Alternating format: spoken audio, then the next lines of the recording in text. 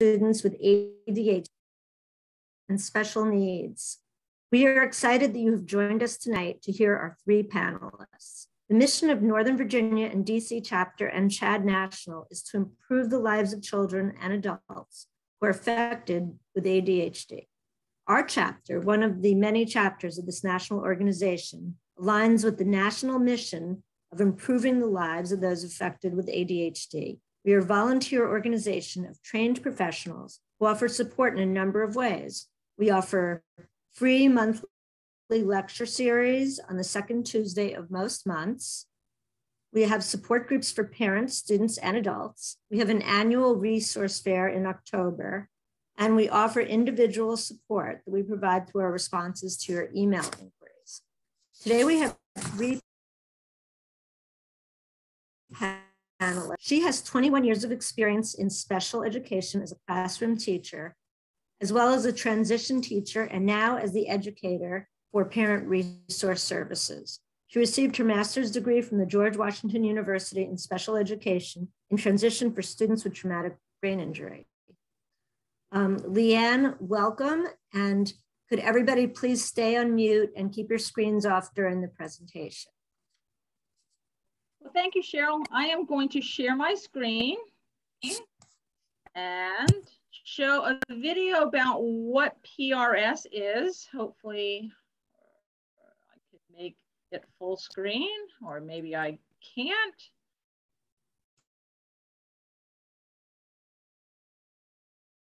Start this. Public Schools Parent Resource Services.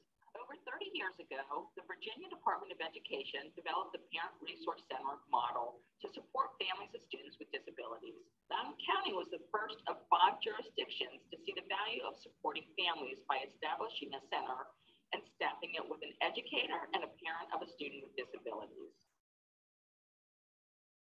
The mission of Loudoun County Public Schools Parent Resource Services is to promote a positive working relationship between families, educators, and the community by fostering an understanding of the building blocks that contribute to a successful educational outcome. Research indicates that one of the strongest indicators of a child's success at school is parent involvement. Family involvement is critical for a successful educational outcome for children. It's a partnership between home and school. How does a family become involved and engaged with the school? There are a number of ways.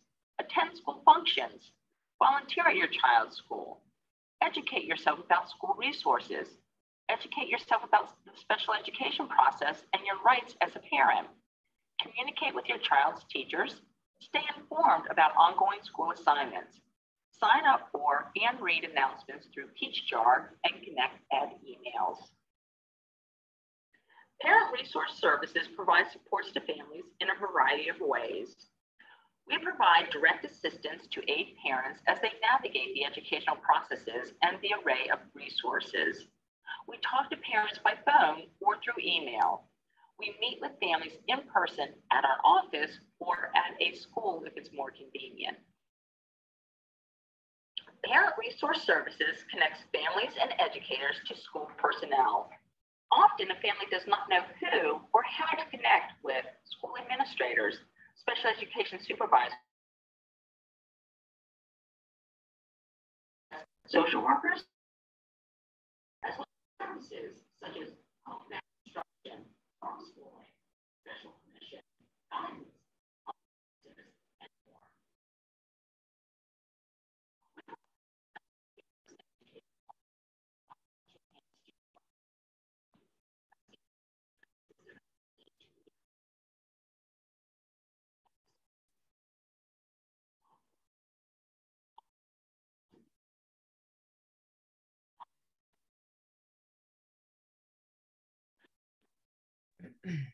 Leanne, I don't know if you're aware, but the sound has gone off in this video.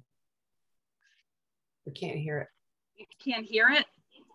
Oh, no, I cannot. No. I cannot either. Can I? Okay. Okay. Well, you can hear me though. Yes? Yes, we can hear you loud and clear. Okay. Yes. I'm sorry that you didn't hear the first part of my video. Some of it you could read. So I will play the video and talk through the video since it cannot be heard. We're almost done. So we have a web page with resources, and this is the web address. So we have all, okay, that's just too confusing. I don't think I'm going to be able to show my video because I'm talking and it's talking. So let me stop sharing my screen. Leanne, so I apologize for that. Kathy has a list of questions she could ask you if that would make it easier. Well, I will just briefly say that we're a support to, as most of the counties that you folks are in have either a parent resource center or parent resource services in Loudoun County. And we're a resource to parents of students with disabilities or any parents. And the way that it was set up is it's staffed by a special education teacher as well as a parent of students with disabilities. And the state of Virginia did that 30 years ago, and Loudoun County was one of the first 5 jurisdictions that decided that this was important to us to be a support to our parents. So we do workshops, we meet with parents either in person on the phone or an email, and do a lot of trainings. We have bilingual support.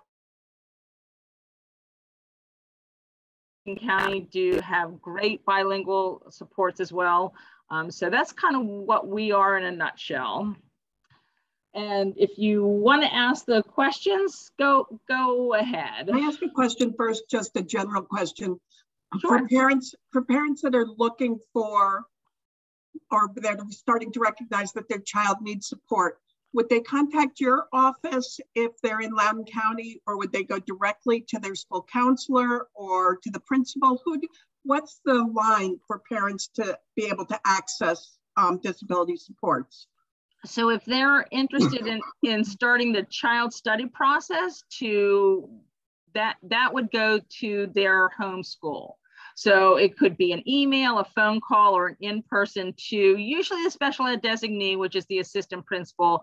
You just let them know that you suspect that your child's having difficulties in school, and you can even say you suspect that they have a disability and you'd like to start the process. With that started, they have 10 days to meet and convene a child study team, which is now called a resource. It's got a new name, but child study is what it is. So they would start that process with their home school. If they had any questions about how to get the process started, happening, or what's going to happen, we meet with parents all the time to go through that process with them. We don't actually attend any meetings, but we're there to help them tease out and think through what they're thinking, what they're seeing in their child, and we can support them that way. And will you also help a parent once they've started the process and the testing has been completed? Will you sit down and explain the numbers to the parents? Absolutely. Absolutely. And the evaluators will as well. The evaluators should be doing that, but if they want extra help with that, they want to go over it again, we're more than happy to do that. We help in every step of the way. Once you're found eligible and you've been in special education for 6 years and you're having an issue, you can always come to us and let us know. The one nice thing is we have the luxury of time. Sometimes classroom teachers are rushed, sometimes administrators are rushed, but this is our job. This is my full-time job, is to meet with parents and to go through whatever their needs are. So we have the luxury of time. So we meet with parents wherever they're at. And that time piece is what's usually, unfortunately, so many meetings are timed within the schools themselves. So being able system, I'm sure, is very important to parents. And sometimes it's just a matter of talking through. You know, parents are frustrated because they're overwhelmed, and so just talking through what their concerns are, we can help them focus, and where the limited time with the team is going to be, we can help them kind of tease out those things. So then, does your office frustrated and think that their child might need like an addendum to the IEP? Would they come to you, or would they come to the case manager of their child's IEP? We always, both, so they can come to us with, you know, and talk through it. What we always recommend is to go back to the team first and try to get resolution with the team. And then if they don't, then we can help them go up the chain to get their needs met. Okay. I'm with Loudoun County Public Schools Parent Resource Center. Do any parents have specific questions that they would like to ask?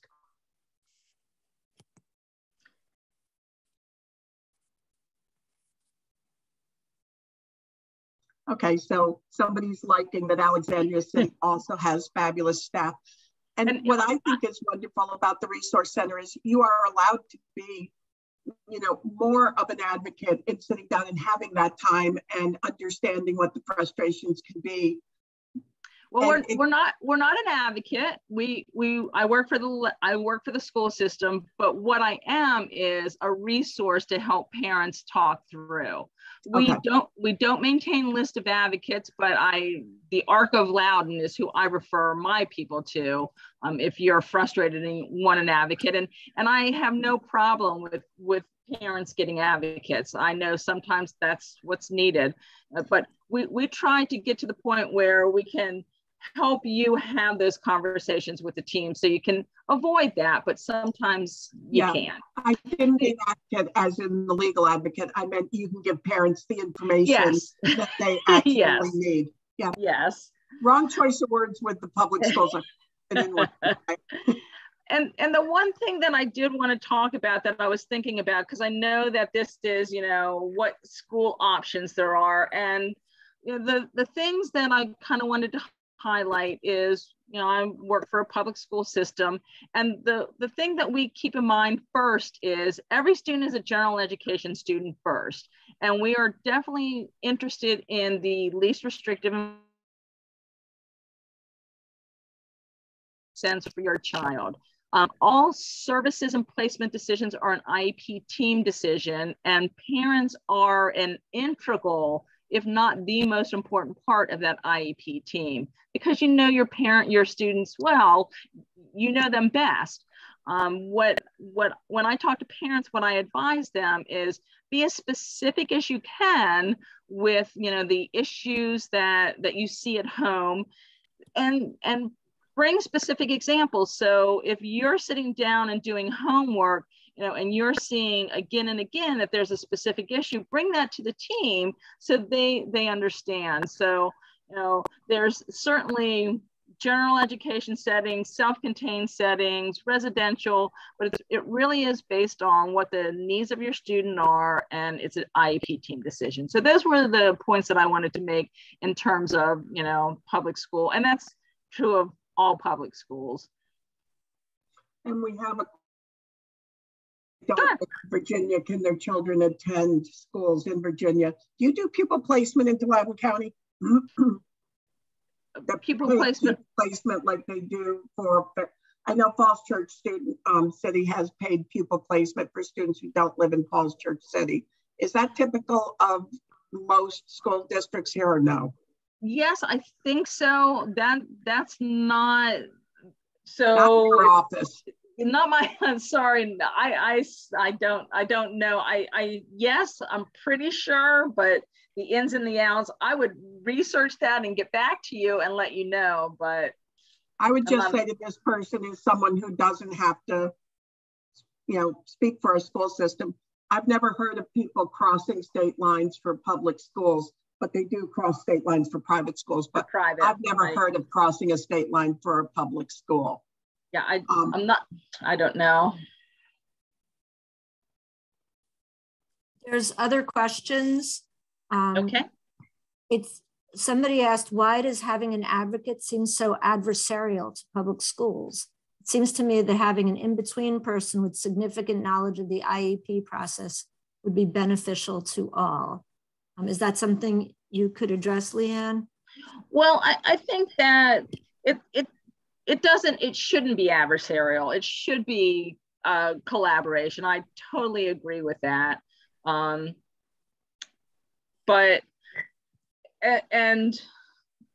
I totally agree with that. It should be collaborative. The reality of the situation is usually when it gets to that point, there's frustration on all sides. And I think that's what the negative connotation is. I 100% agree that everyone at the table, and this is like, I have 21 years of experience. In my experience, everyone at the table really truly does have the best interest of the student in mind. They don't always come at it the same way. And I think that's where the frustration lies. But, you know, it's a very rare case where someone doesn't want the best for the child. Okay, there's another question. Somebody's had a horrible time trying to get services at LCPS. My son is an IEP for early special education, and they have been unable to provide any transport for him. Is that something you could address? Not specifically, but the ECSE supervisor is Lori Pageant, and she's fabulous. She's actually my supervisor, and you can always reach out to her. And transportation may be tricky this year just because of staffing issues, but I don't want to speak specifically to something that I don't know all the details to, but Lori Pageant is the ECSE supervisor, and she's wonderful. Great. And okay, there's another question. How do I get an advocate for my son? So like I said, we don't maintain a list of advocates, but Eileen Schaefer for Loudoun County, or I guess anyone can call, but for Loudoun County, I refer people to Eileen Schaefer at the Arc of Loudoun. She maintains an advocacy list, and she's fabulous as well. We work very closely. Great. Does anyone else have any questions? You could either turn on your video and ask.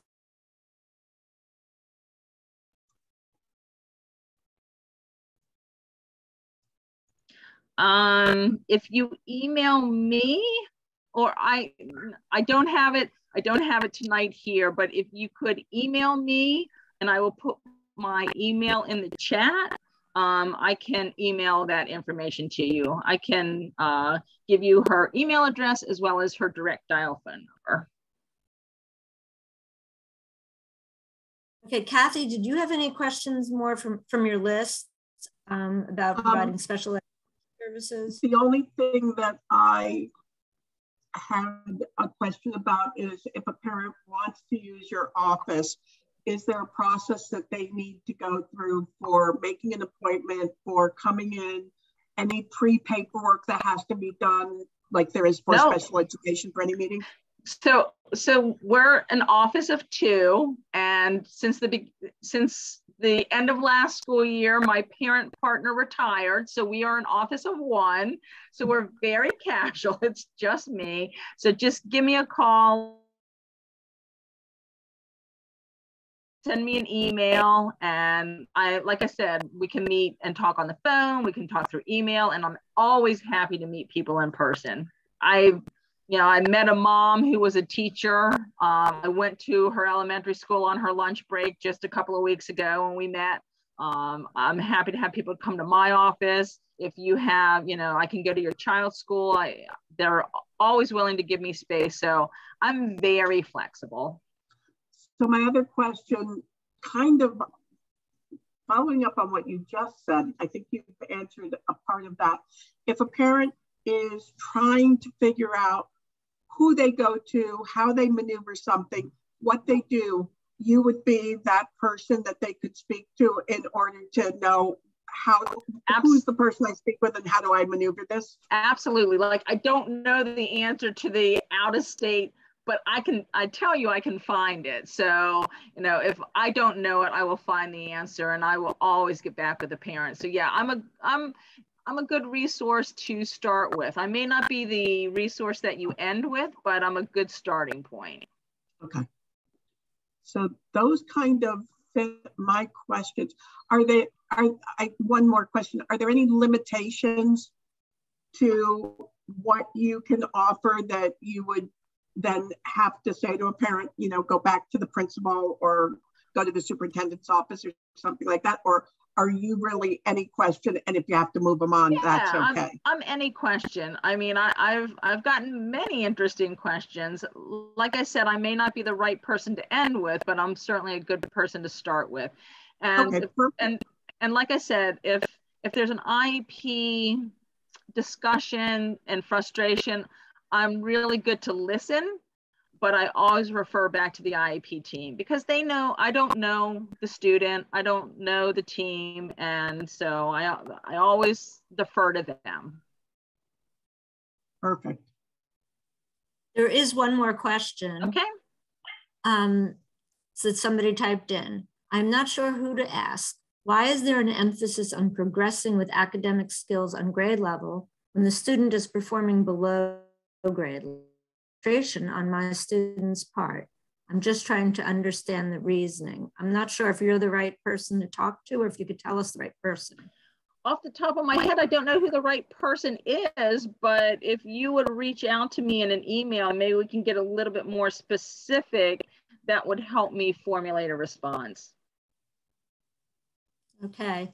Thank you so much, Leanne. This has been so informative. We really appreciate you coming. And what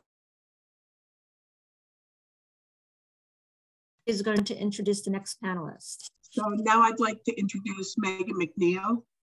Over the past 5 years, Megan's served as the Director of Learning Schools program at Christchurch School. Prior to this role, she was a learning specialist and a classroom teacher in an international boarding school and in a public high school in New York State. She holds a bachelor's degree and a master's degree from the University of New York at Buffalo, a postgraduate certification in dyslexia and language-based learning differences from Southern New Hampshire University. She's completed a year-long mindfulness teacher training program through Mindfulness Schools, and she's currently pursuing her master's degree in clinical mental health counseling from William & Mary. She's interested in creating spaces that validate and support the mental and emotional impact of ADHD, and more specifically, she's deeply interested in how ADHD influences engagement, motivation, and resilience. Thank you for joining us, Megan. You make me tired. Thanks, Kathy. It's great to see you. Good to see you. You all know Christchurch Schools is one of the schools that I love. I think you guys do everything so well. But for a family who is, you know, looking for a boarding school for their child with ADHD or other learning differences, you're not a learning difference school. How do people find you? Because you personally have amazing credentials, and as a school, you've put a lot of energy into building a program that seriously supports students who are, you know, learners with some level of vulnerability. Yeah, that's a really great question. So I think, first of all, I think a lot of parents of students with ADHD or other learning differences, I don't necessarily think that they automatically think of a boarding school when they're first considering school options. I mean, there's not many boarding schools in the country, and it's not nowhere close to the majority of the students in America go to a boarding school. So I think parents, I know parents typically find Christchurch through working with a consultant. And the motivation for finding a consultant in the first place really comes from parents feeling frustrated about, you know, their child is either not making the progress that they need to make wherever they are. They're not happy, they're not well adjusted. Maybe there are frictions within the family. And I see this a lot with kids with ADHD. So being a parent to a child with ADHD, you have to serve as your child's external executive function.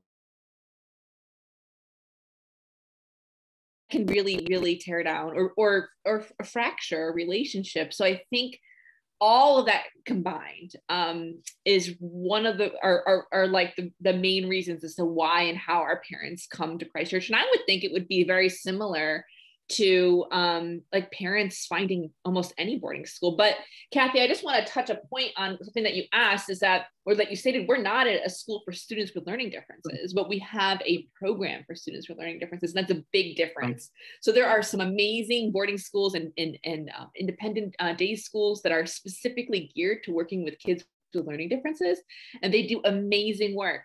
But and then there are also schools that are like Christchurch. We're a mainstream college preparatory school with a robust learning support program, and that's really the main difference.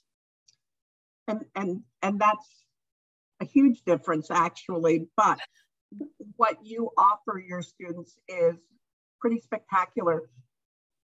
So for your program, typically, what would a student be able to expect if they came to Christchurch having identified as having learning issues?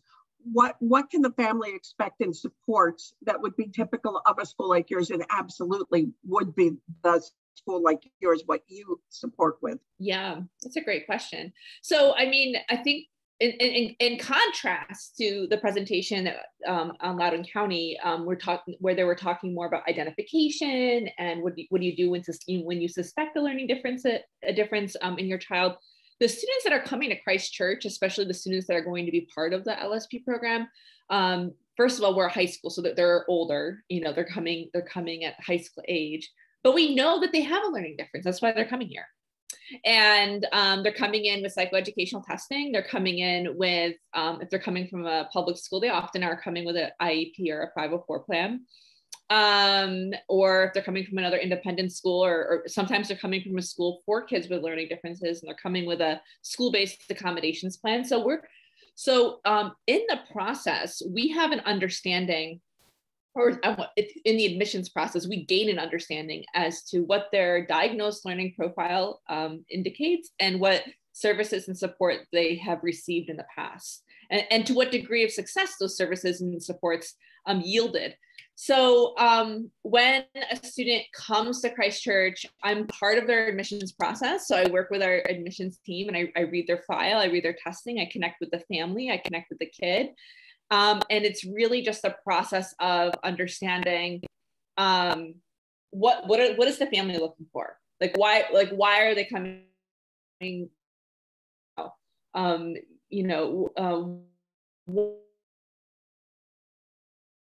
Feel like they were getting wherever they were coming from. What type of experience, socially, emotionally, all of it. I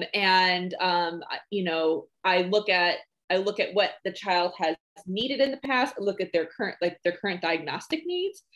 And, from that very beginning, that initial meeting that we would have with the family, and sometimes it might be months before they even come to Christchurch, I start talking to them about what accommodations, what supports I foresee putting in place. And then, we really just take it from there. I see it as a conversation.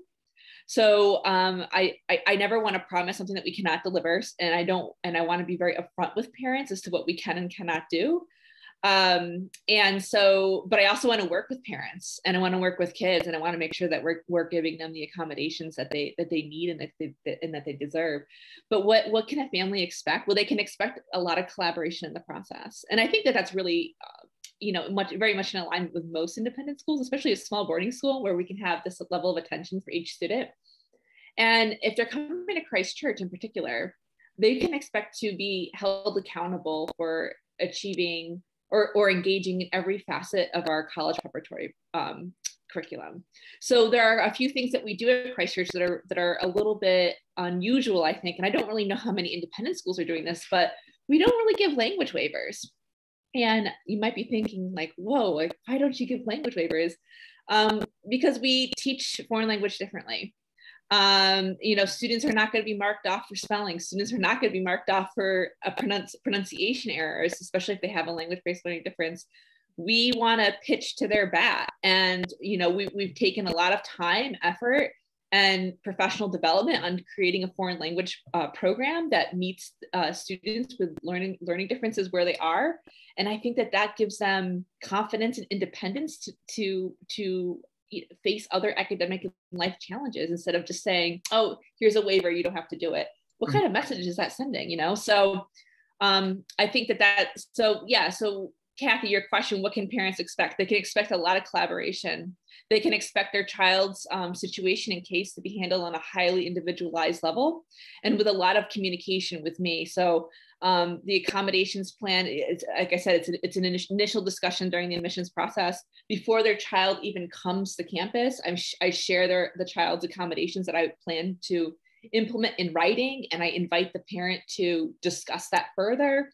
And then it's communicated to the campus at large. And then so that there's that aspect, and also you're going to come here and you might have learning differences, you might have ADHD, no matter what it is. You're going to do work and you're going to grow. So what is your direct support in a small boarding school? What can you offer parents as direct support to the students beyond creating their learning plan and beyond making sure that the teachers are comfortable with understanding the child's learning differences, their learning profile, and what their accommodations could be? Do you offer direct support to students with learning challenges?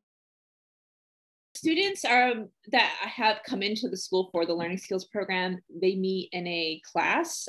It's called LSP, it's called the Learning Support Program class.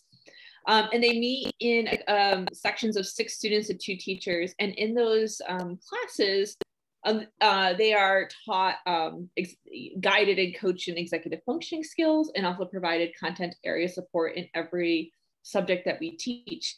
That's the typical situation that a kid would have, is that they would come to the learning skills program. They know when to come.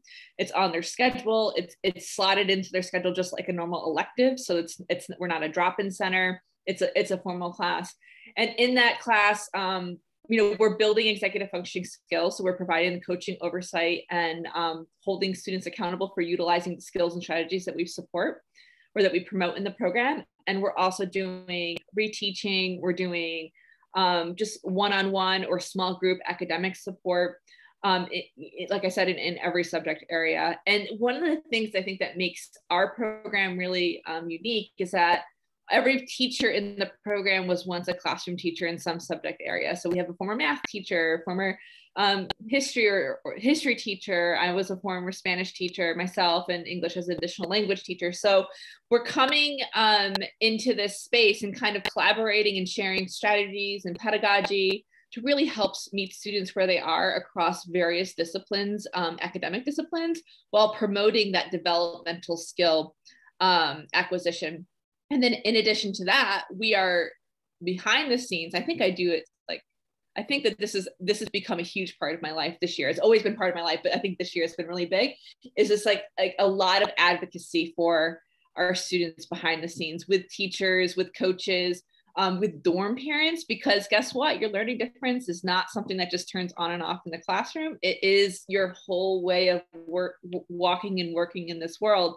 So our kids with learning differences, our kids with dyslexia, they often have a harder time staying awake, really, for the later parts of our evening programming. They might need a put to bed accommodation to be going to bed early,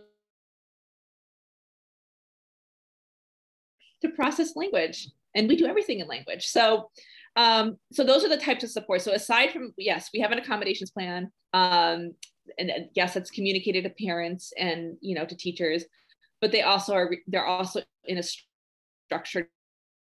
Another thing that I think is really interesting, and I don't think another thing I think is really interesting about what Christchurch is able to do, and I don't think this is unique to independent school world, especially a school like Christchurch with our such small numbers, is that we're working with pretty low levels of students. And that what I mean by that is I am as the director of the program, I'm personally responsible for 15 kids. I have 15 kids that I'm connecting with, supporting academically, tracking, sending communication to their parents, conferencing with their parents, conferencing with their therapists, doing medication management meetings, for their stimulant medications, alongside with their professionals that are prescribing. So I think that level of care, detailed knowledge you can have about the child and the family and their needs is really unique, and what makes these types of programs very special. I think one misunderstanding of boarding school for many people is that it's unapproachable for someone who isn't very, very wealthy. Can you speak a little bit to that being a misnomer? Yeah, and like I said, earlier in this little chat here, is that the majority of students in America are not going to boarding schools, right? And there's not that many of them. So I think if there is like that cloud of mystery as well around boarding schools, the people not necessarily understanding what that experience is and how it can be really helpful. So I think that's a deterrent, people not necessarily knowing that it's out there, knowing what it is. And then obviously, Kathy, what you just mentioned, the financial, the perception that, oh, this is completely out of my reality due to financial reasons. And, to be real, like there is, tuition responsibilities are real, but most independent schools do have financial aid. They do have need-based aid. They do have merit aid. There's all sorts of different types of supports financially that people can access. And there's also organizations organizations that can sponsor kids. There's a lot out there. So I think like if anything that I'm saying here, or if you continue to do a Google search and think about boarding school and supporting your child, I would say try and see before you close that door, because there could be resources out there to support you that you just don't know about. So yes, I would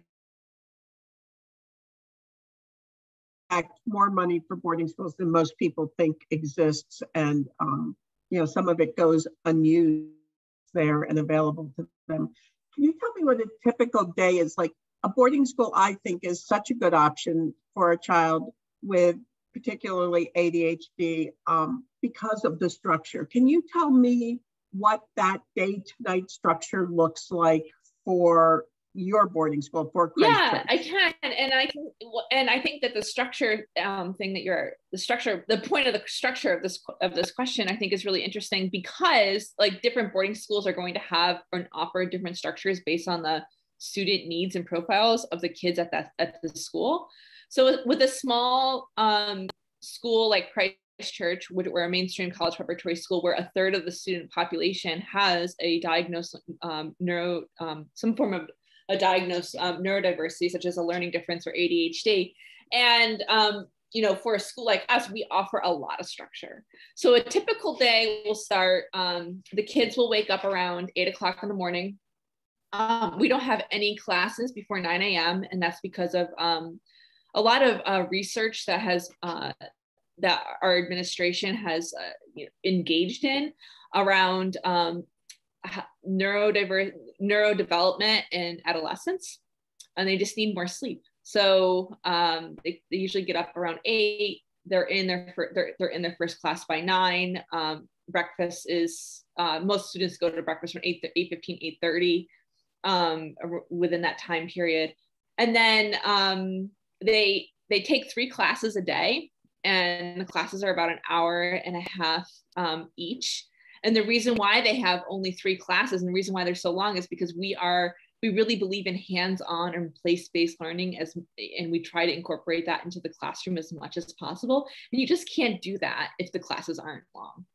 And another thing that we also really believe in here at Christchurch is we don't think that students should ever go from one thing to another. They should never go from class to class to class. So there are built-in breaks and transitional times that allow kids to kind of decompress and manage transitioning from one thing to another. So it's really nice in the morning, you teach a class, and then you can just like walk outside. You're going to a community life office, or you're just walking around campus, and the kids are playing ping pong, they're playing basketball, they're moving around, they're being with friends. And I think that that's a really unique facet of, I think that's for a boarding school life. So basically no classes before 9. They have 3 classes a day. There are transitional times and breaks between classes. And we have every morning except for Wednesdays, the 9 o'clock is actually extra help in any class in any subject or discipline that you may need or want. So that's from 9 to 10 a.m. And that used to be in the afternoon. But within the last few years, we really advocated, so myself and my department really advocated to have that move to the morning to support our ADHD population in particular, because a lot of them are on stimulant medications. And if they had to wait till 3 o'clock for the support, it's just not going to be as effective. And it's also a time where we'll do things like, sometimes give assessments if they need an assessment, like they were traveling for sports or something like that, and they have extra time. It's a really, I think that the daytime schedule really takes into consideration the needs of a lot of students. And it doesn't end there, because we're doing everything with them. So after their afternoon classes, every kid is engaged in some sort of co-curricular experience for 2 hours. And it could be a sport, it could be the school play, it could be, I do Model UN, that's what we're doing right now in the winter. And Model UN kind of runs like a sport here. And then they have an evening, then they have dinner, and then they have an evening routine, which consists of supervised study hall, a movement break time, an unplugged time before bed where they can't have their electronics, time to take showers and stuff like that. And actually, when I get off this call, that's exactly where I'm going. So your day never ends. Yeah. I've got a couple of questions from parents. Do you have suggestions or a list of school consultants that you recommend that you work with for boarding schools? And when should parents start looking at high school options for a child with ADHD? Her son is in the 6th grade right now. So for consultants, I would look at the IECA website and look for consultants in your area that you find that you would want to connect with. I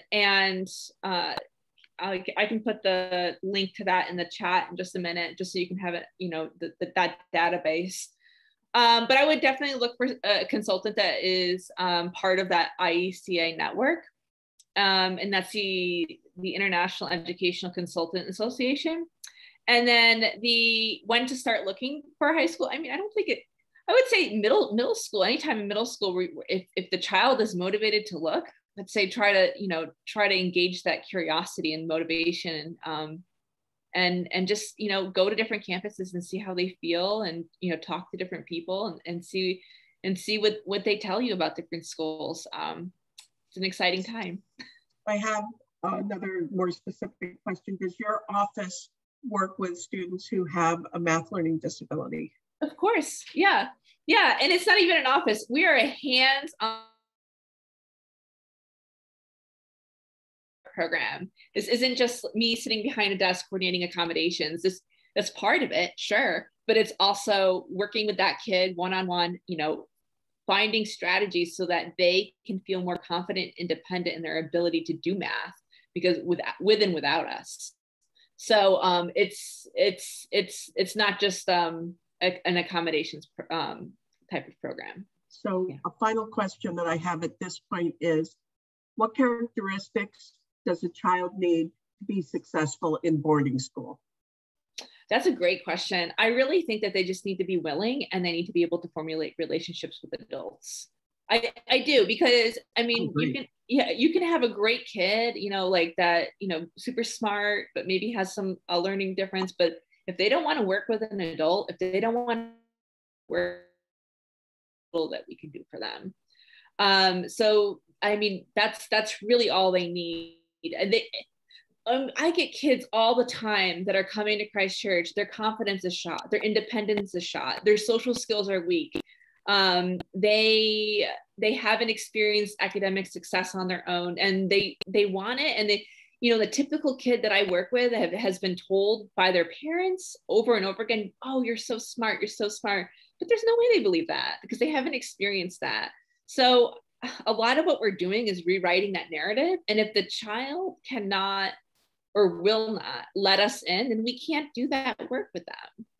So I think that's really all you need. Can you talk a little bit about the transfer aspect of a child who's already in high school? What is it like for a child who's already in high school to possibly move into boarding or to Christchurch? Well, most of the kids that we get, I think, and I know, most of the kids that we get in LSP are coming in, after they had started high school somewhere else.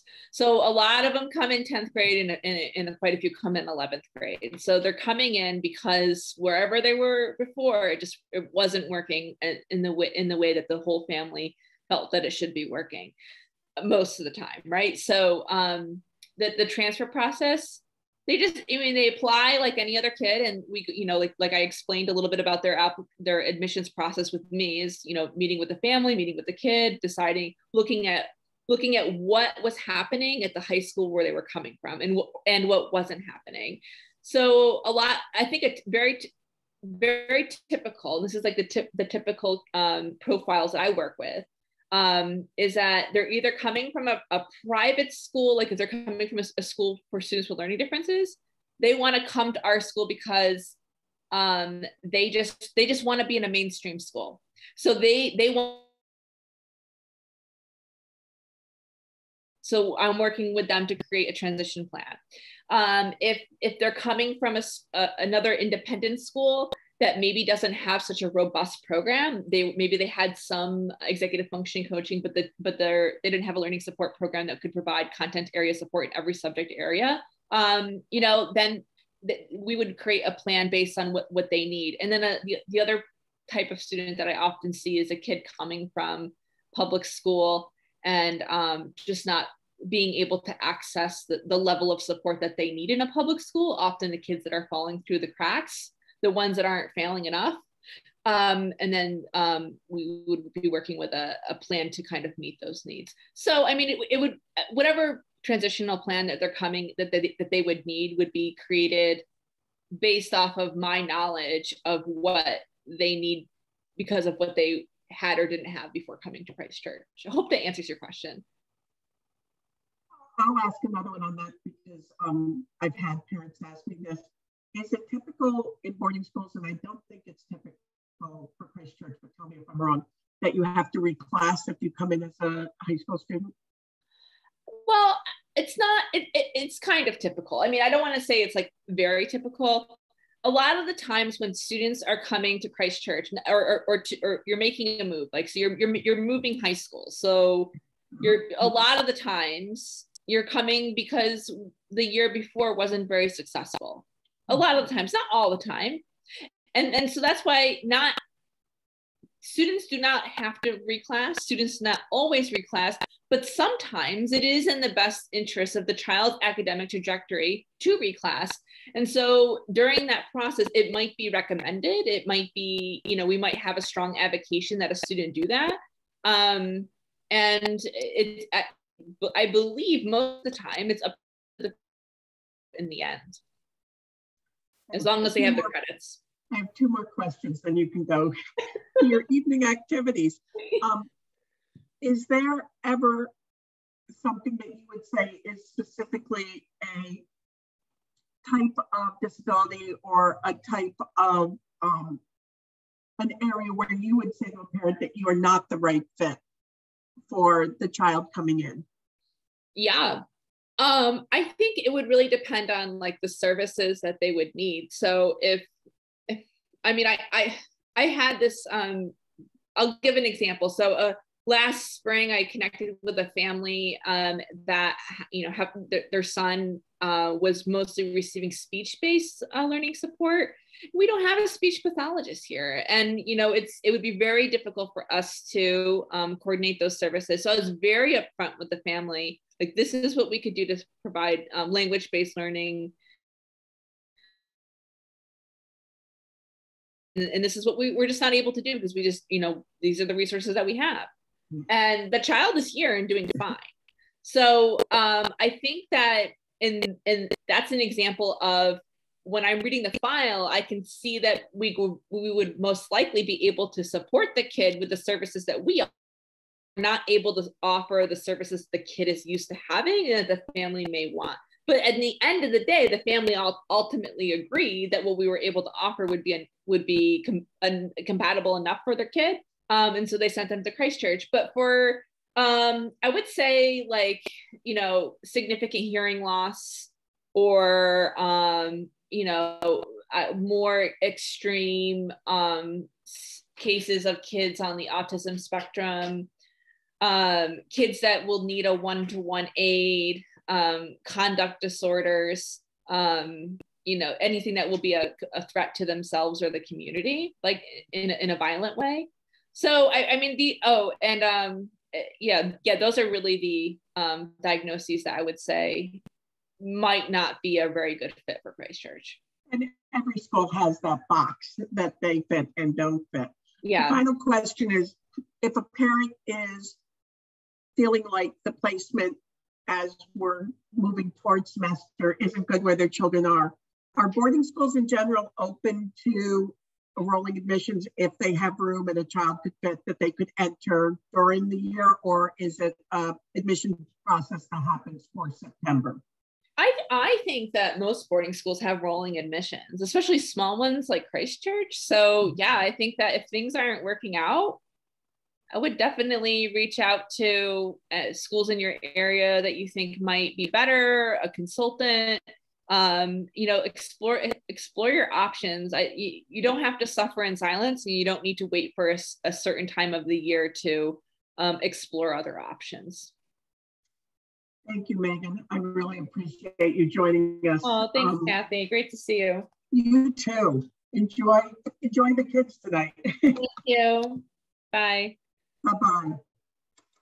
So now we're going to move on to our final speaker, and we're going to talk about private day schools in the area. Josh Williams has served as the Director of Admissions at Commonwealth Academy for the past 14 years. Prior to that, he served as a Dean of Students, a Department Chair, and an instructor. Josh holds a Bachelor of Arts from Randolph-Macon College and a Master's from Gonzaga University. Josh is an ardent supporter of inclusive learning environments for all students. Over his time at Commonwealth, he's become well-connected and versed in day school options in Northern Virginia, especially those students with ADHD and learning. Thank you for joining us. Good evening, Kathy. It's great to speak with you. You too. Well, I will start with, tell us a little bit about Commonwealth, because I know great things about Commonwealth, but for people sitting here, parents sitting here, you are a very unique day. Explain it. Sure, absolutely. Thank you. The really unique thing about Commonwealth Academy is that all the learning supports are embedded into the entire program. So all the executive functioning skills are baked in and practiced routinely. I like to speak to it as muscle memory, that we practice the skills so much that it's become part of who our students are, and then that allows them to focus on their academics. That makes it unique within the broader landscape of independent schools in the metropolitan DC area, in that a lot of independent schools do what I call standalone or ancillary service programs. So the children will be doing general education classes, but then having a class outside of it.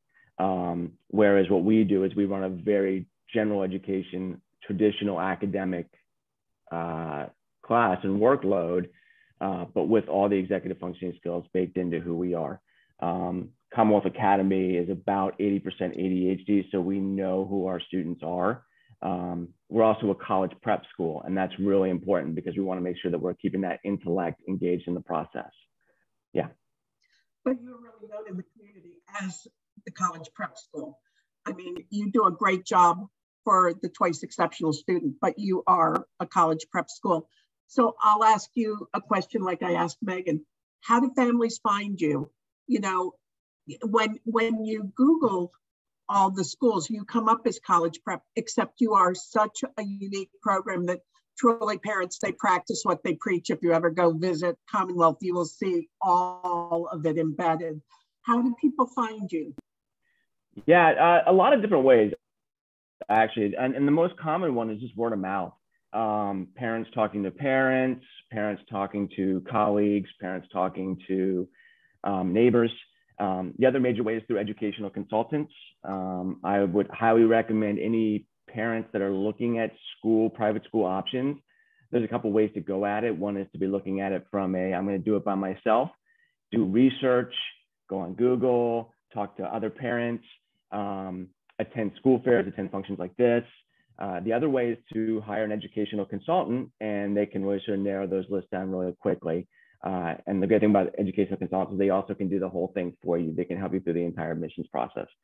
But yeah, excellent. So when a child is applying to you and they do have ADHD, I assume they disclose in the application process. What is your process of determining what their supports should be? Great question. Thank you, Kathy. Actually, through the admissions process, what I like to do is really sort of take a look at the testing and any IEPs or 504s from the get-go. I want to make sure that we're getting a good fit of placement. So we have a very specific niche of student that we're looking for because we know who's going to be successful. So the first step really is to have that testing, whether it's done by the county or you've done it privately, because that really becomes the handbook for your child. What we do with that is that we turn it into what we call a student action plan, and then that is implemented across the boards in all the students' classes and their sort of school day. So in developing that action plan, if a parent says, you know, they came to Commonwealth because they know that their child's vulnerable, but they didn't necessarily meet testing criteria in a previous school setting. But once there, you determine that, yes, you know, maybe we need to have an action plan and we need some testing in order to develop that. Do you, at that point, once they are a student, do you refer out to private testers for the testing, or how does that process happen for families? Yeah, absolutely. It's interesting because we will keep track of when a student needs to have updated testing done, or if we think that something has significantly changed that requires more testing. But for the most part, most of our students are coming with all that good psychoeducational testing, and we will refer out, but oftentimes we have parents who just want to stay with the same tester they had from previous years to keep that relationship in check. Well, at least on the same place there. Right.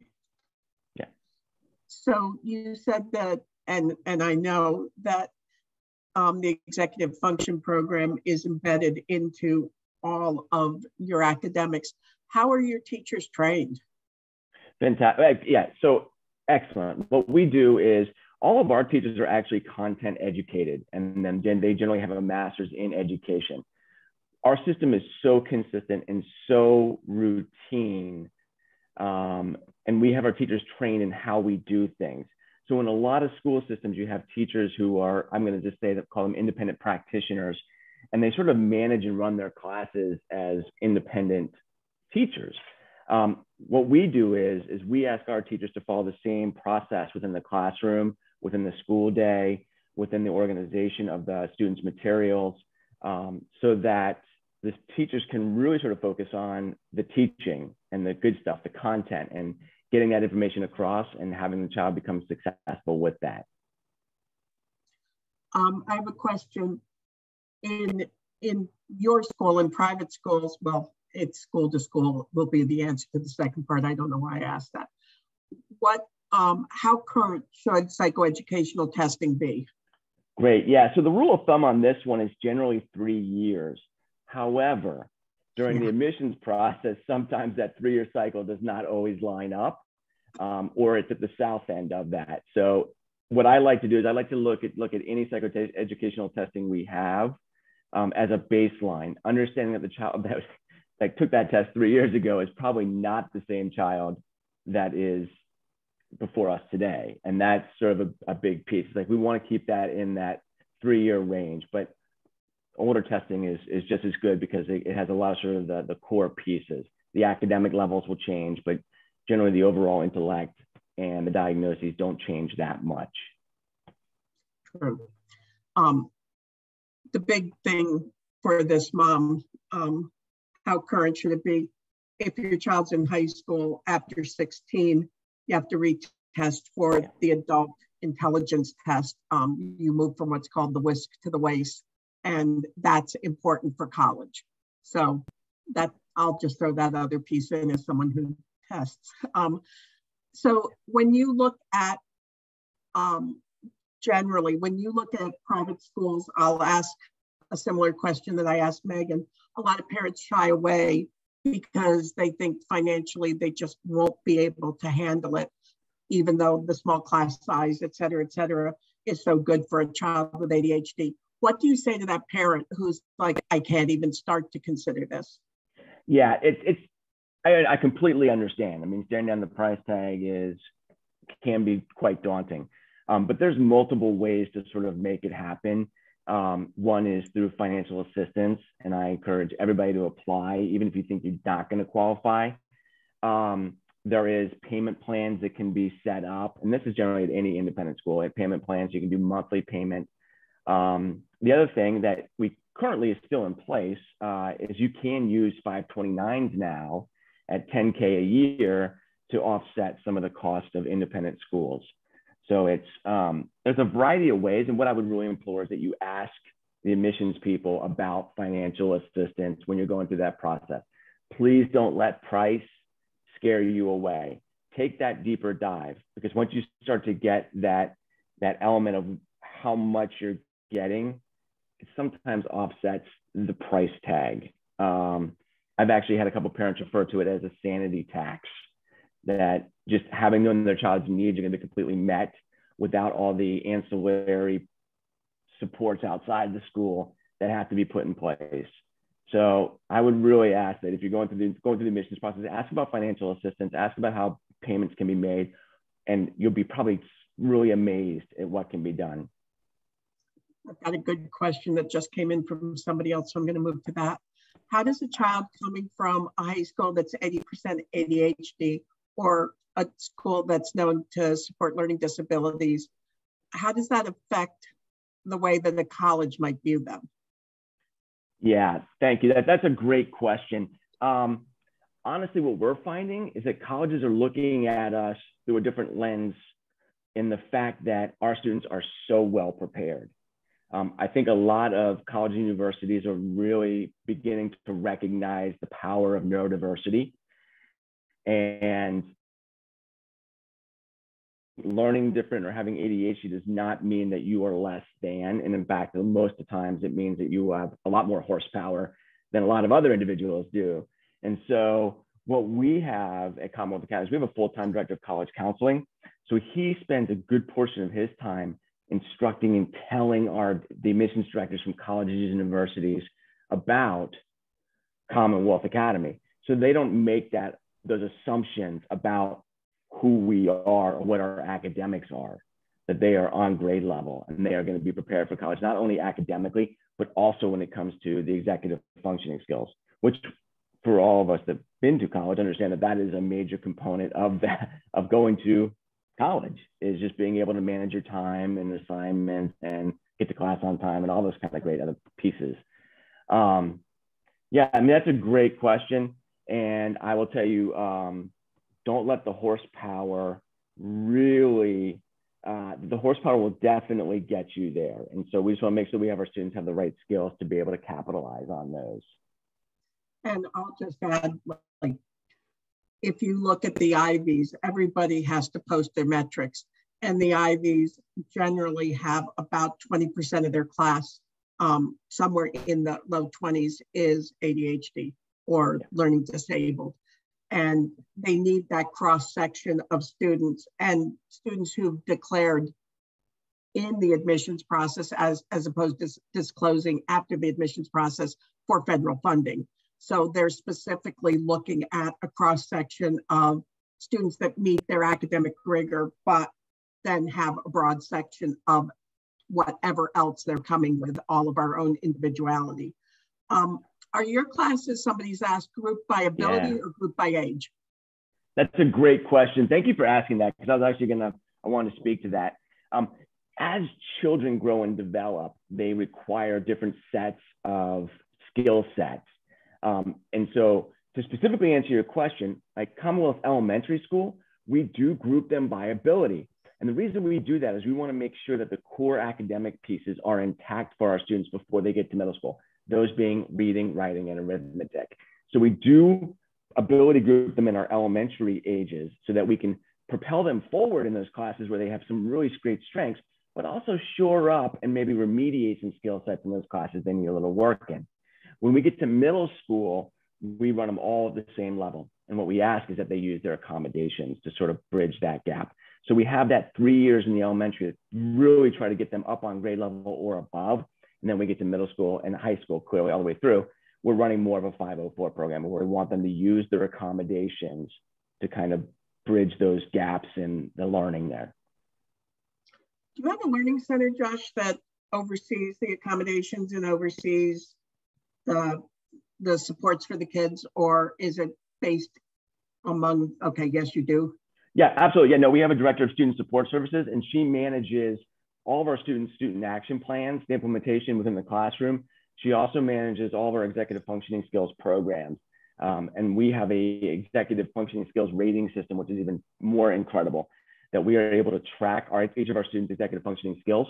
And what we're looking for is for them to get to, at some point, a level of being coachable. And that's where they have all our core pieces down, and we can start to ask them questions about what they should be doing or where they need help.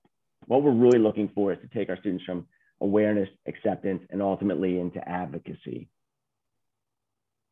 We could say nothing more than that's exactly what we're hoping for every child. So somebody's asked their son's in 7th grade and they're considering repeating or reclassing him if they move to a new school, especially a private school. Can you speak to how common that is in private day schools? Yeah, there's two sort of pieces to this question, and it's a very common question. One is the student, and this is the primary one, is the student okay with repeating? Repeating can often have long-term emotional impacts on a child that are counterproductive to repeating.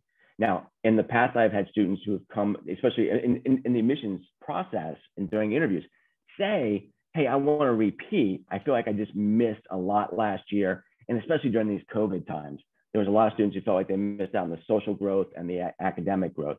The other piece to take into consideration is the age on a repeat.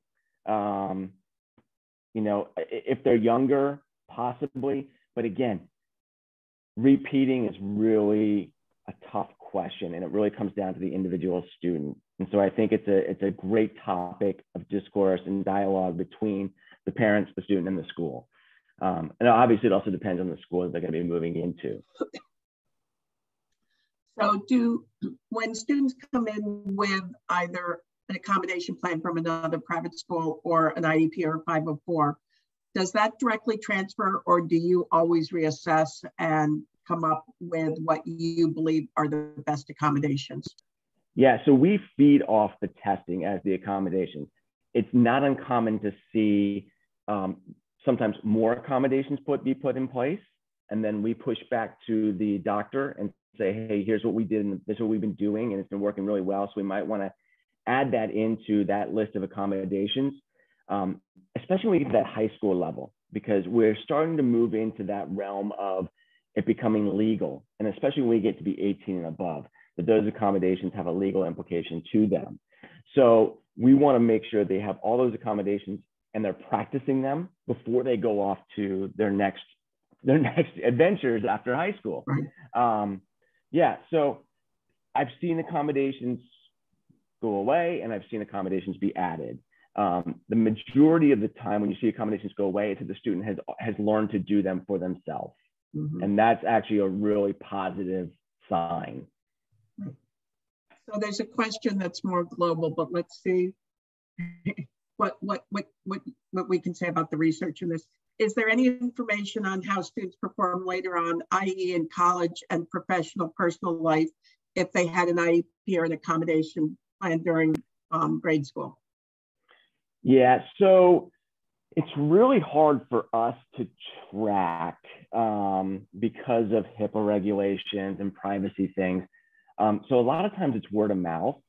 But what we would ultimately want to see is that they have practiced using their accommodations enough that they feel comfortable advocating for them in a new environment.